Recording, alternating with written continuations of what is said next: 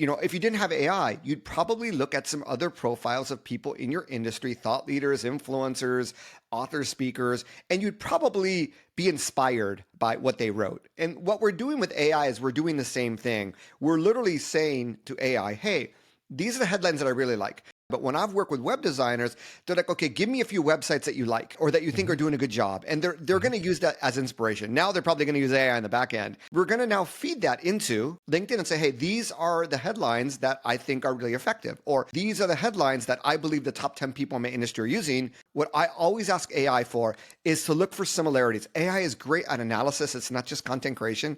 Look for patterns, look for similarities of these top headlines, and I assume that you would think they're top performing because the thought leaders are using them. And based on what you find there, please give me 10 ideas of how I can improve my headline. And that is the exact thing that I did to improve my own headline, right? So that would be the process that I recommend. You're not going to say, LinkedIn, write me a LinkedIn headline. You want to give it the context of, why, who's your target audience, your ICP, and all these things. What are you trying to achieve? But also that training data. So that, AI has tons of data, but with very, very specific training data, you're going to get a very, very specific response that's going to be really helpful. And those two concepts of context plus training data, that can be applied to anything you want to do with AI.